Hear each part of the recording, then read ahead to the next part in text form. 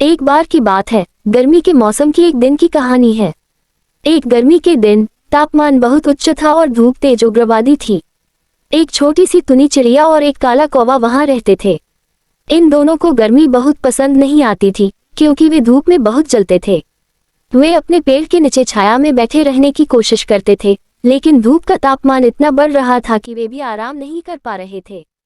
तुनी चिड़िया ने कहा, हमें कुछ करना चाहिए, यहाँ रहना बहुत मुश्किल हो रहा है। कौवा ने सोचा और फिर कहा, मुझे एक आइसक्रीम वाला दिखा है, चलो हम चलते हैं, वहाँ चल के आइसक्रीम खाएंगे तो कुछ राहत मिले। चिड़िया और काला कौवा ने तत्परता से आइसक्रीम कार्ट की दुकान पर जाने का फैसला किया। वे वहां पहुंचे और आइसक्रीम विक्रेता से थोड़ी सी आइसक्रीम मांगी। आइसक्रीम विक्रेता ने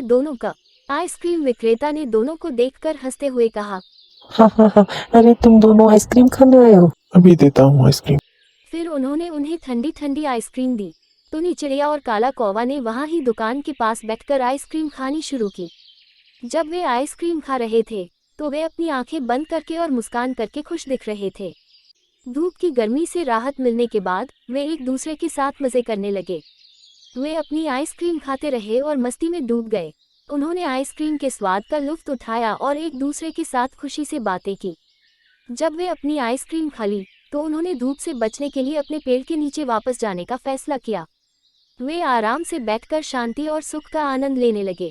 तुनी चिड़िया और काला कौवा ने एक दूसरे को धन्यवाद कहा क्योंकि उनकी मदद से उन्हें ठंडक मिल। जब तुनी चिड़िया और काला कौवा धूप की गर्मी से बचकर आराम से बैठे थे, तभी एक छोटा बच्चा उनके पास आया। वह बच्चा बहुत प्यासा और थका हुआ दिख रहा था। तुनी चिड़िया और काला कौवा ने उस बच्चे की हालत देखी और उसे प्यास और थकान मिटाने के लिए मदद करने का फैसला किया। वे एक साथ काम करके बच्चे के पास जाकर उसे अपनी पंखों से ठंडा पानी लाने में मदद की।